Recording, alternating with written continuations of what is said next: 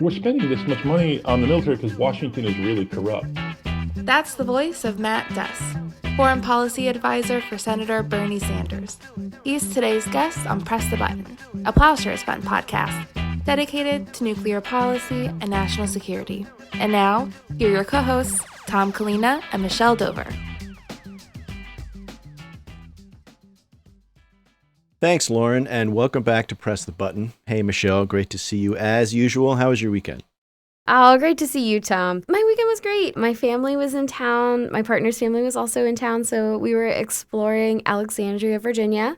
Has some really good food down there. How about you? I was in Philly dropping off my youngest child whose school was starting up at Temple late because of COVID.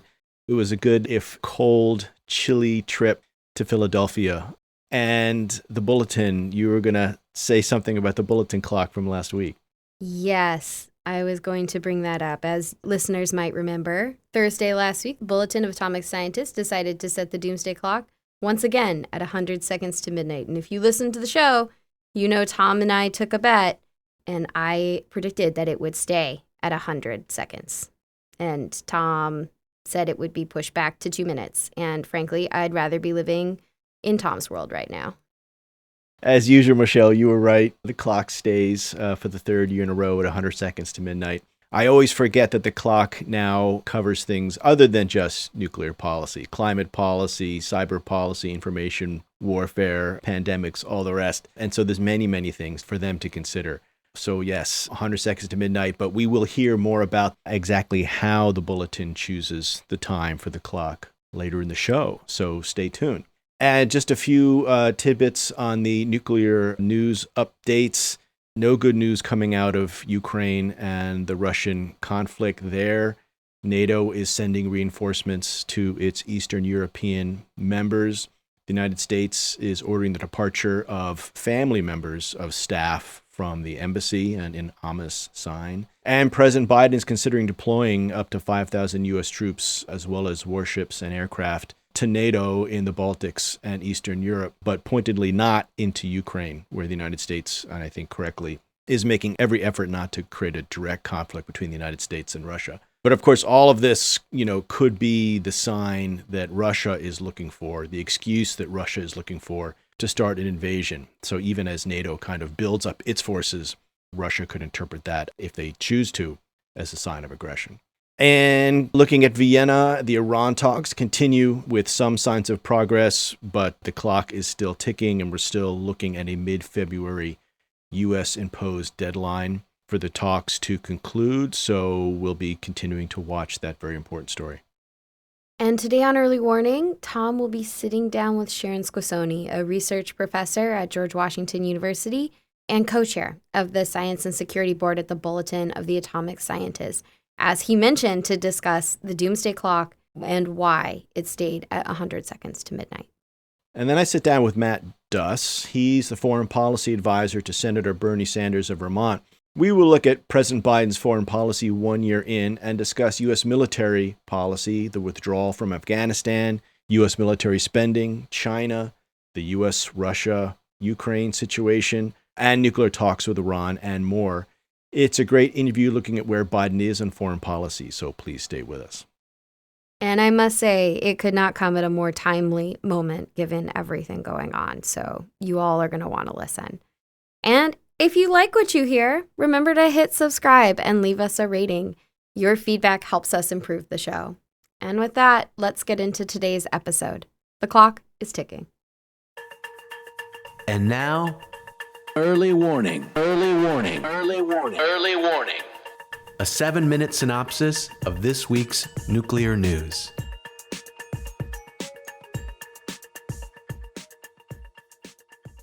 Thanks, Del. Last week, the Bulletin of the Atomic Scientist revealed its doomsday clock, leaving the time at 100 seconds to midnight for the third straight year. And this is the 75th anniversary of the clock, which has become a widely recognized symbol of the dangers posed not just by nuclear weapons, but also by climate change, pandemics, and disruptive technologies. Today, I'm joined by Sharon Squassoni, a research professor at George Washington University, and co-chair of the Science and Security Board at the Bulletin of the Atomic Scientists, which sets the Doomsday Clock each year. Sharon, so great to have you here. Thanks for having me, Tom. I watched the event last week, tremendously entertaining. The Doomsday Clock has been set to 100 seconds again. Can you explain the thinking behind this? Why no movement? So it's tempting to first ignore the clock setting because it hasn't changed. It's also tempting to think that this is a good sign, right? We're no closer to, as some people call it, the doorstep of doom. But honestly, 100 seconds is uncomfortably close. I have been helping to set the clock for half a dozen years now, and it's always one of the most illuminating experiences I have all year because you gather 19 or 20 experts, not just in nuclear weapons, but in climate change, biological weapons, cyber warfare. And, you go around the table and you hear how everyone perceives the positive and negative developments. And then you come to basically a consensus about where we should set the clock. So 100 seconds, the fact that it's stayed there is not good news. It should continue to be a wake-up call that we need to take some very specific actions across a range of areas to make all of our lives on this planet less risky. Now, how do you balance all these different equities, right? What if you have progress in one area, but no progress in another area? How does all that come out in the wash? The clock is set by experts who have, decades of experience in these areas. And, believe me, we don't agree often on the import of certain things. I mean, I think in the press event that we had last week, you heard each person say, yeah, of course, there were some positive developments. There really were. For example, the extension of the New START treaty on strategic weapons. That's a fabulous thing. But you have to weigh it against these huge modernization programs that, it's not just the US and Russia, but China and North Korea continues to do things. And Iran, on the other hand, is not back into the Joint Comprehensive Plan of Action. So I don't have a precise answer for you, except that we spend a lot of time debating amongst ourselves which of these trigger point is so significant that we really have to call attention to it, and then we bicker. So you started getting into it, but give us more detail on the nuclear dimension of this. New START clearly was a positive thing. The fact that we're talking to Iran at all, some diplomacy efforts have indeed started, but give us your sense of how you judged overall the nuclear file. So on nuclear issues, it's really a question of longer term negative trends. So, for example, the modernization programs, right? These could be overturned. The US could decide not to field certain weapons. They could decide to ratchet down the rhetoric about great power competition. I'm hopeful that some of the talks on strategic stability could actually yield a more comprehensive approach, not just to nuclear weapons, but strategic stability, right? So the Russians and the Chinese, they want to talk about space, they want to talk about ballistic missile defenses, which we have so far kept them at arm's length. So there are things that could happen that could reverse some of what I see as damage in the nuclear area. But, some of the problems are less amenable to solutions, right? We have been grappling with North Korea for a long, long time. We have been grappling with Iran and how to bring them back into, the non-proliferation fold. Overall, I would say climate and biosecurity and disruptive technologies all had a negative weight, in terms of international security. There are not a lot of positive developments in biosecurity. Especially the COVID-19 pandemic highlights for us for the second year in a row, the lack of preparedness. But on the other hand, I'm going to back up a little bit on bio. The success of the vaccines have been really fantastic, while, we still have further to go in terms of political acceptance and in terms of getting those vaccines to huge swaths of the planet, right? Africa needs a lot more vaccine accessibility. I think Rachel Bronson, head of the Bulletin of Atomic Scientists, characterized it as a mixed threat environment, but not one in which there were enough positive developments to kind of walk us back from the brink. And last question, you focus not only on the problems, but potential solutions. So give us a sense in the nuclear area of how you might see us moving away from midnight on the clock. And also, if you could tell us more about the Bulletin's social media campaign, #TurnBackTheClock, and how people can get engaged. So I'll take the easy question first. #TurnBackTheClock is a way to get individuals to think about solutions, to promote solutions. It's almost like a crowdsourcing campaign. And, when you connect people, sometimes ideas percolate. One of the items that came up was this effort by 50 Nobel laureates to sign a petition to decrease military spending by 2% and give half of that to efforts to combat the pandemic and poverty, et cetera. So that has been kind of folded into that campaign. There's been a lot of research, and I think the Nuclear Threat Initiative has spearheaded some of this on, how do you get people to move from despondence about these literally existential threats to action, right? Because the Bulletin of the Atomic Scientist believes, we created some of these problems, and we think that we can also use technology to help solve them. And so you need a wide array of voices, not just the scientists, but also the publics, right? The more people get involved and tell their congressmen, senators, local officials, we're concerned about this. What are you doing about it? The greater the probability is that we might see some specific concrete action. I think the message this year was, words are great, but actions are what's needed. Oh my goodness, what we haven't talked about yet is the whole misinformation, polluted information ecosphere.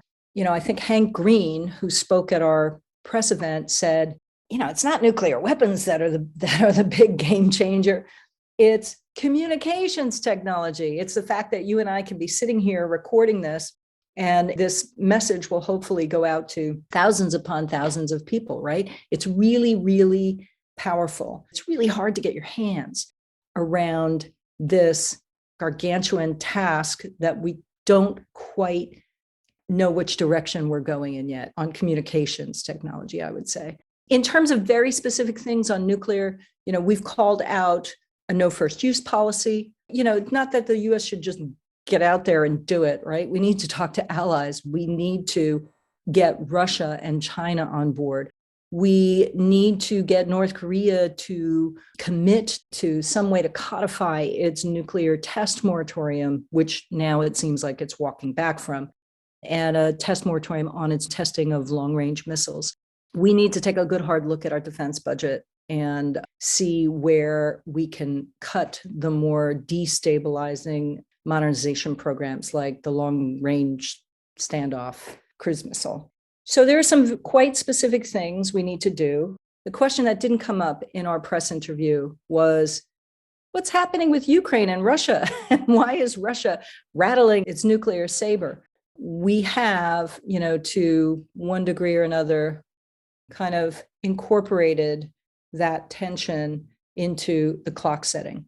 The problem when you have conventional tensions is that when there are nuclear weapons involved, the situation gets a whole lot more complicated. And this is actually one of the reasons why we've said in our recommendations, we need to get Russia back involved in discussions with NATO. We need better channels of communication so that we can not have to have these conversations over a crisis and troop deployments. So this has been great. Thank you so much. We are out of time, but I want to thank you and the Bulletin for drawing such needed attention to these issues year after year. And thank you so much for your work. Thanks, Tom. Appreciate it. Hi, I'm Bonnie Fisk, Deputy Director of Development at Plowshares Fund and a Press the Button listener. When I first joined Plowshares Fund back in 2018, I didn't know anything about nuclear weapons. I came here with just the motivation to help create a safer world and a commitment to lifelong learning. My colleagues told me they'd teach me everything I need to know, and did they ever? Still do, actually. As I continue to grow ever more committed to Plowshares Fund and the reduction and elimination of nuclear weapons, I found that I rely on Press the Button so much. It's a resource for the latest analysis and a place where I can drop in fully, without distractions, and gain new insight into this issue I've come to know and love. I find inspiration from the weekly guests and our partners, and I know I'm a better contributor to our cause just by tuning in. Please consider supporting Plowshares Fund and helping make Press the Button possible by making a donation today. Visit plowshares.org/donate today. And thanks for listening.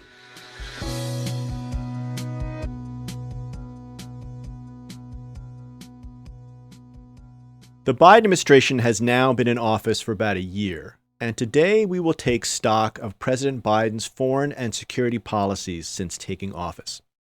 Biden made a lot of promises on the campaign trail regarding foreign policy, so how is he doing?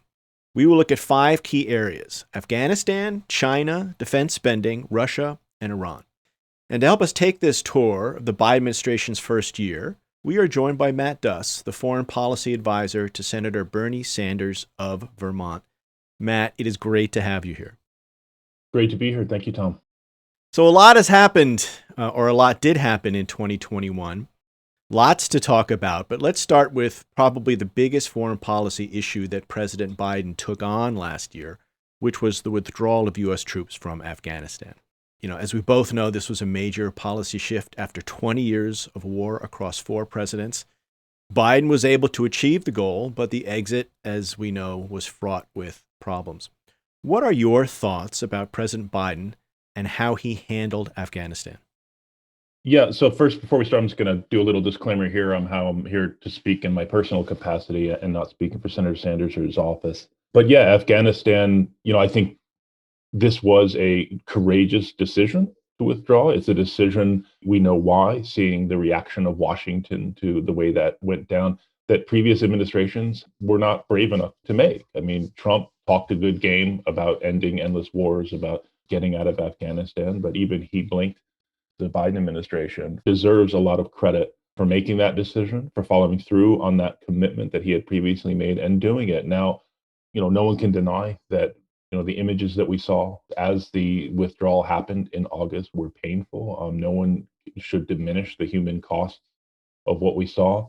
So I think there are certainly criticisms to be made of the way that was handled, specifically, the speed or lack of speed, which visas were processed. I think there were things that probably could have been done to facilitate that a bit better. But all in all, I mean, ending a war is ugly. And I don't say that just as an excuse. That is the reality. Not just ending, but losing a war. And that is what we are talking about in Afghanistan after 20 years of a failed nation building project, an initial victory against the Taliban turned into a 20-year kind of nation building project that failed at the cost of enormous sums of money, at the cost of thousands and thousands of lives, far more Afghan lives than American lives, but many of both.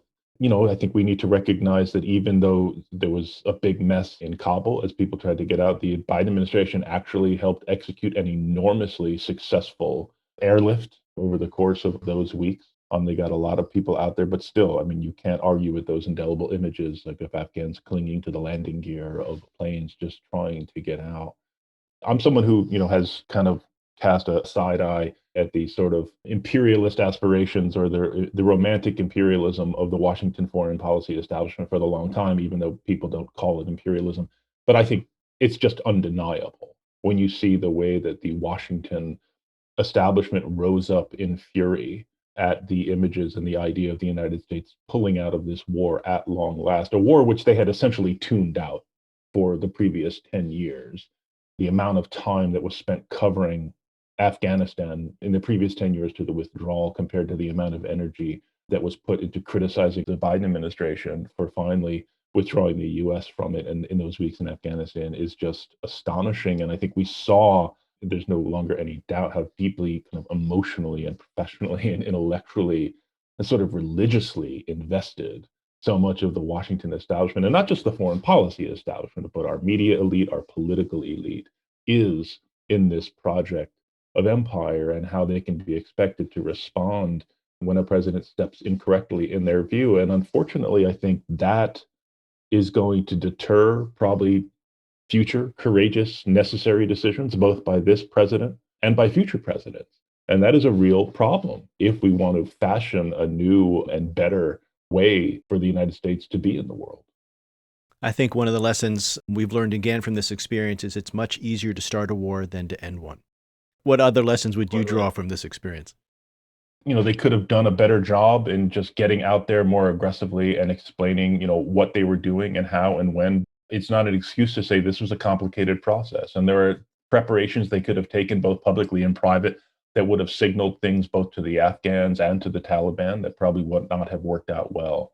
What this says to me is that those of us who want to promote a more progressive or at least less interventionist and less militaristic approach to the world have to do much, much better in our ability and our capacity to defend these moves and to push back on some of these attacks. I'm watching even MSNBC, the quote unquote liberal network.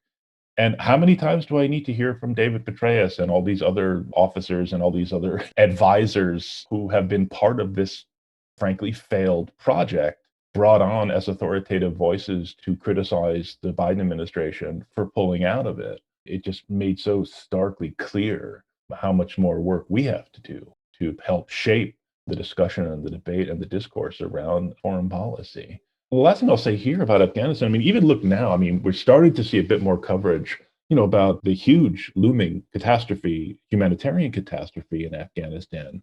With winter approaching and so much of the aid funding has been cut off because the Taliban government is a designated terrorist, and banks and aid organizations are wary of running afoul of U.S. anti-terrorism law, like these huge thicket of sanctions that have been set up over the past 20 years to prevent money from falling into the hands of terrorists, which is obviously an important and good goal.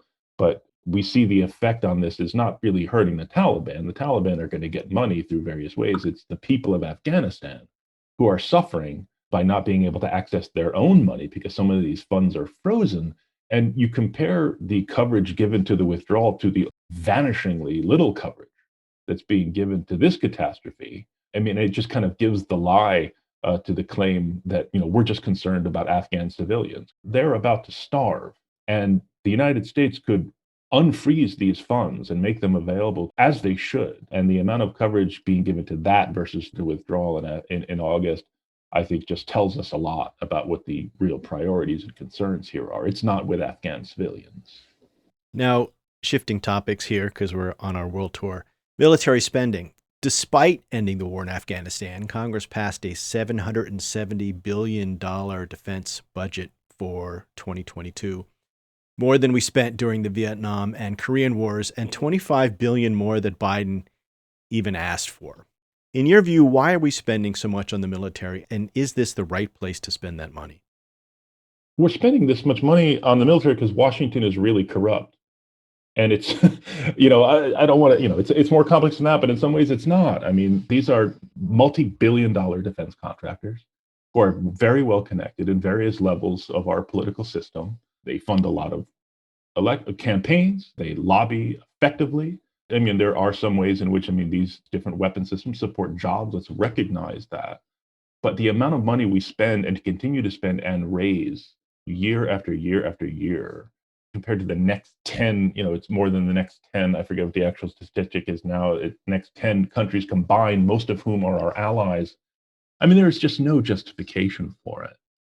And especially this year, when you see how we've spent month after month after month just haggling over a steadily shrinking new social spending package at a time when we're facing a once in a century pandemic.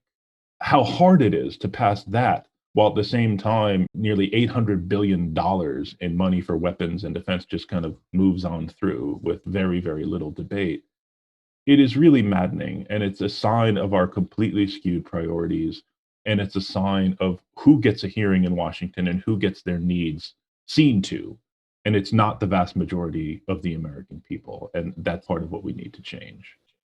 Now, Senator Sanders has been a real leader on efforts to reduce defense spending in the past. Is he planning anything for the coming year? I mean, always he takes the opportunity to make these arguments and to look for ways to cut. But I think it's an enormous challenge. I will say, I think there are more and more voices who've been joining him in making this case. And I think of where we are in this debate compared to where we were 5 or 10 years ago, we're in a better place. I think more people are paying attention, and that's the work that we have ahead of us. The fight will be a tough one, but that's the work. It's just continuing to make the arguments and make the case. There are ways to cut, waste, fraud, and abuse and raise questions about specific weapon systems here and there, and we can and should do that. And also pushing for a Pentagon audit, which is something Senator Sanders has done for a long time. But I think we also have to know that if we're talking about seriously cutting our defense budget, as we should, that requires a real debate about what strategic choices are we willing to make? What do we actually want to achieve in the world? And that's one that, we're inching toward, but we're not close to being ready for yet. That it just gets to the kind of institutional inertia and the kind of ingrained assumptions about American power being the linchpin, the pillar upon which, the so-called global order rests. And we need to be willing to prise open that debate if we're going to get into a real discussion about budgetary choices. Great point. Speaking of global order, part of the defense spending story is about China and how the war on terror has now been replaced by the great power competition. Of course, the U.S.-China conflict could break out over Taiwan, and China is building hundreds of new missile silos that we fear could at some point be loaded with nuclear weapons. But is China really the threat that we are making it out to be? And how, in your view, is Biden handling it? Well, first, I would say, I think in general terms, Biden's rhetoric, I think, has kind of stayed on the right side of this. And I would say there's a few things I could point to, but I'll point to his UN speech late last year. I think that was a good one. He was saying we're not seeking conflict. We're not seeking a new Cold War. There are areas that we need to cooperate on. There are shared challenges, but there are also areas of policy that we disagree on and we're going to push back on. And I think that's the right approach because that's true. I mean, there are things like climate and pandemic that at the very least need to try to establish some trust and some cooperation on. It's absolutely essential. It may not work, but we actually have to try. And in trying, as we know from different diplomatic initiatives in the past, you gain intelligence and information about the other side, even in the trying. So that's smart and valuable in and of itself. We also have to understand that there are certain issues, whether it's China's role in technology theft or industrial espionage, or certainly human rights, what's being done to the Uyghurs is an atrocity. There's no question about that. Marshaling and mobilizing international consensus around and against some of those things is also important. But we know from our own history, it's possible to do both of these things. You can talk and fight and argue around some issues, but try to work together on others. That's smart and effective diplomacy. So I guess I would answer the other question to say, yeah, I think there are areas in which China does represent a threat both to U.S. interests and values. And I would point to a piece Senator Sanders wrote in Foreign Affairs of last year, kind of hitting the brakes on the U.S.-China Cold War, where I think he laid out a lot of, the points that I just made. But to say, even if China, even if their goal is to displace the United States as the global hegemon, is how they put it in Washington, we're still not going to be well served by having this massive hair on fire alarmist debate. That leads to really stupid policy. And we saw this during the war on terror. I mean, we had just a massively stupid debate about, the threat of Islamofascism or whatever word you want to use, where it's like we constantly have to think in these terms of existential civilizational threats. And that's just not what we face. We can have a serious and thoughtful and constructive debate about the nature of this challenge and what are the appropriate policies to push back and promote American prosperity and American security. without getting drawn into this kind of bidding war of who's more hawkish on China, who's tougher on China, because frankly, that is a framing that disadvantages and is designed to disadvantage Democrats and progressives and benefit hawks and conservatives and Republicans. And I think we should just avoid that, not only because it's, politically a problem, but it's just going to lead to bad policy. And now, if the subject of the day in Washington is not China, it's Russia. And as we're seeing right now, President Putin is drawing lots of attention, and I think intentionally so, by deploying about 100,000 troops on the Ukrainian border. And Russian officials are making demands that seem designed almost to be rejected, to create an excuse for war. Ongoing diplomacy has not diffused the crisis. What do you think the Biden administration should be doing to prevent war in Ukraine? I think this is an area where they've actually done pretty well. Also making clear it doesn't help us to give more of a guarantee to Ukraine than we are actually willing to follow up on. To use the quote from Top Gun, our ego shouldn't write checks that our body can't cash. And they're avoiding that, but also making clear to Putin is like, should you go forward with this invasion, it will be much more costly than you think it will. And there are various ways to do that, whether it's, sanctions on specific Russian actors, including some of the oligarchs who he's very well connected with. I mean, his rule rests upon this kind of relationship with this network of oligarchs who also have relationships in Europe. And that's part of the challenge here too, which is why I think the Biden administration has been doing a decent job, maintaining unity with Europe and making clear this is not a US versus Russia thing. This is a US and Europe and our partners and allies versus Russia that is behaving badly and making threats of invasion that should be unacceptable. How do you think this all wraps up? I wish I knew. I mean, as of today, it's, I've seen some of the reports, as you probably have too, about some of the, the information operations, the false flag operations that there is now evidence that the Russians are doing in Ukraine, and things aren't looking good. But still, I think there are more things that they can do to try to make this clear to Putin that this is going to be more costly to him than he might imagine. And I'll just repeat something here that I heard from a Russian opposition leader in a meeting a few weeks ago. And I wouldn't say he was calm about the situation. He certainly wasn't, but he made the point that part of what Putin offers is order. Putin's argument to the Russian people is like, if it's not me, it's chaos. You remember the chaos of the 90s, post-Soviet, I'm bringing you meaning and order, and without me, it is back to chaos. And if Putin does something and it results in chaos, that could really undermine his basic pitch to the Russian people. Now, having said that, I could kind of disagree with myself and say it's, we also have bad experiences trying to figure out what these guys see in their own interest. I mean, it's a useful exercise. It doesn't answer the question to say, well, that would be irrational for him to do, because people do irrational things all the time. And we've certainly seen Putin engage in not just brinkmanship, but actually going over the brink in various cases. And I think that is also part of his approach, is just to keep everybody guessing and determining the pace of the action. One other point I want to make here is just we're here to talk about U.S. foreign policy. I think part of what we need to think about is what the Ukrainians want. Obviously, they see Russia as a threat for good reasons. And it's not just now. I mean, there's deep historical issues here between Russia and Ukraine. These are issues that Putin invokes for his own purposes. But I think the way this fits into the broader approach to foreign policy is, how do U.S. interests align with standing in solidarity with countries like Ukraine? And this applies to Taiwan and other countries too. And it's not easy, but I do think we need to not let that determine ultimately the decisions we make. But I do think it's important to kind of lift up what we're hearing from Ukrainians and as well when we think about these things. Our final issue on our world tour is Iran. As our listeners know, President Trump withdrew from the Iran deal in 2018, a huge blunder that left Iran free to ramp up its nuclear program. And of course, it also poisoned the well for future diplomacy, as we're seeing play out now in Vienna, where the talks are floundering.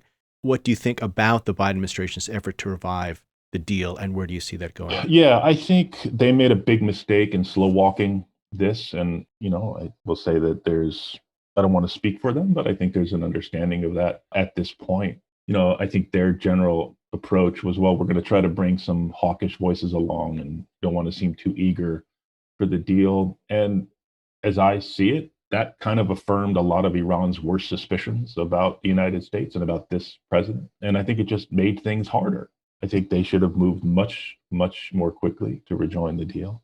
And here we are almost a year later, and Iran's program is much farther along. Iran is making much, much bigger demands, asking for guarantees that the president cannot make about future administrations. Although I think there are certainly guarantees he can and should make about, sanctions related to the nuclear program under his administration.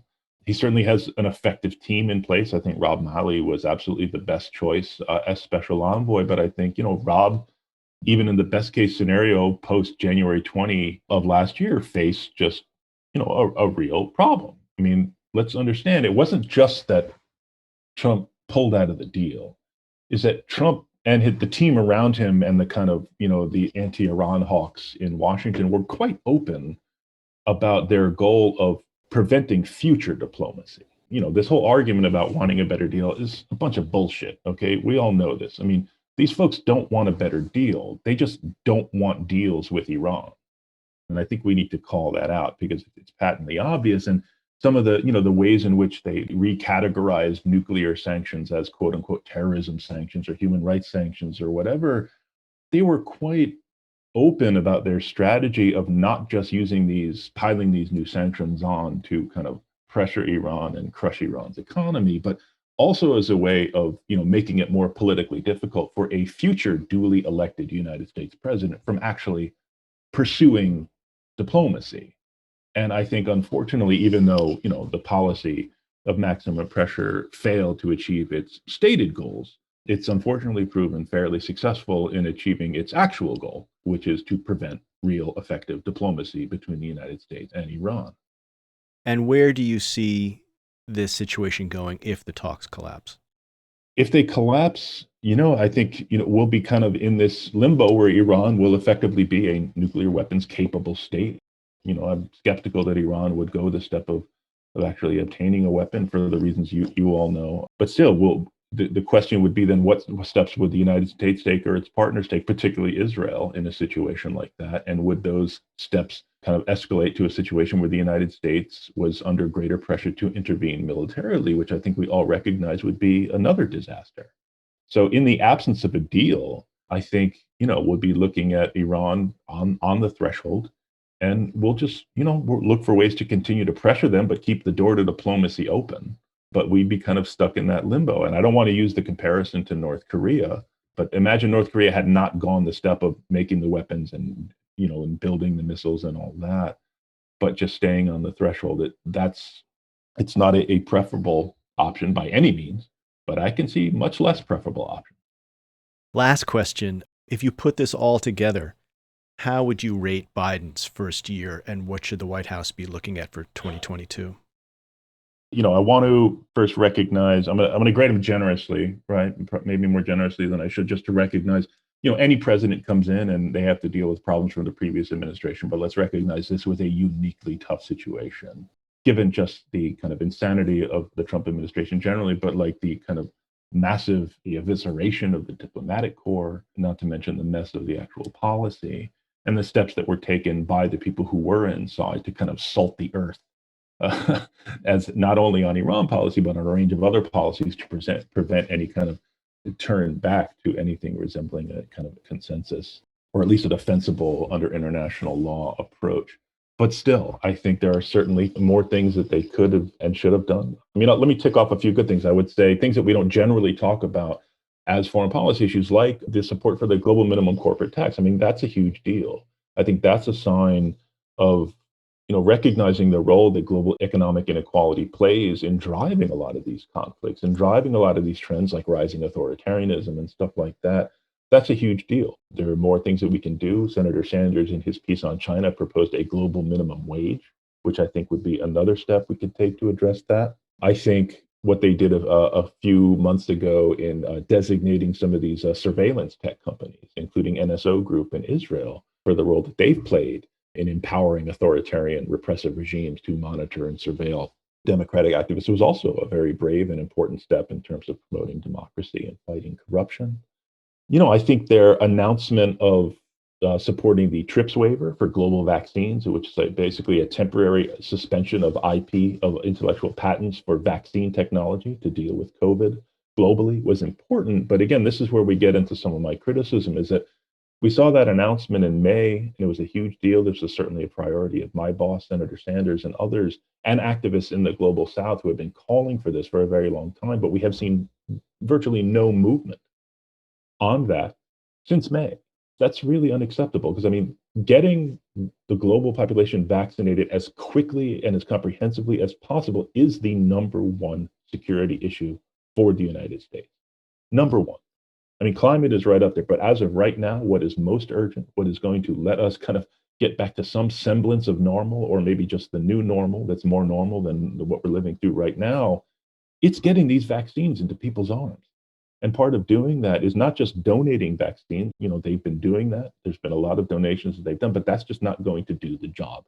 You need to enable a lot of these countries to produce the vaccines generically themselves in their own countries. That's the only way we're going to get enough people vaccinated as quickly as possible to prevent the development and spread of variants like Omicron and whatever comes after Omicron. After that initial announcement and the high fives all around they got for that, we just have seen very, very little. I think, unfortunately, we saw something similar with regard to Yemen. They announced very early on that they were ending support for the Yemen war in terms of, quote, offensive operations, but they would continue to support defensive operations. And, you know, I don't want to dismiss that entirely. I think there is a legitimate kind of gray area in there. But the bottom line is, I don't think we've seen anything like the kind of shift or reassessment of the U.S.-Saudi relationship on a whole range of issues, but particularly on Yemen, that was promised, that was committed to. And I think that gets at the kind of broader criticism I might have of, and here I'll just caveat again, yes, these are tough issues, especially, and this is a tough moment in history, but it's always a tough moment.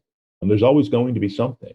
But I just think we've seen them be much less, I think, willing to kind of challenge some of the precepts of American foreign policy, to really dig in and rethink the kind of concept of American primacy. And I think the defense budget is one of the most obvious examples. Like, tell me what your budget is, it tells you what your priorities are. And the fact that we are still spending this much money on the military versus what we do not spend on other issues tells us a lot. So I think there is certainly more work to be done, you know, in re-envisioning America's role in the world and the way we go about achieving our goals and promoting security and prosperity in this new era than we've seen over this first year. You know, I think part of our work, you know, groups like Plowshares and progressive voices in the Congress and elsewhere, is to just continue to push and raise these issues and support when they do the right thing, and encourage and push them harder when they're not.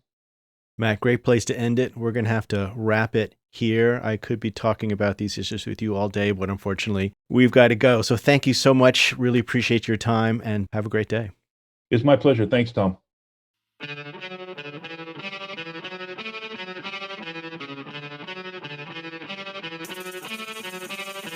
Thanks for listening to Press the Button. This podcast is produced and edited in Washington, D.C. by Lauren Billett and Angela Kelly, and in San Francisco by Jacqueline Shing and Delphine Vigil, with research and assistance from Alex Hall, Harry Tarpey, and Desiree Cepetis. Audio engineering and sound design by Jacqueline Shing. Our theme song is by Lyrics Born and the Poets of Rhythm, sampled with kind permission. Additional music by San Francisco-based bands 17 Evergreen and the Society of Rockets. To continue the dialogue and support our work, visit plowshares.org.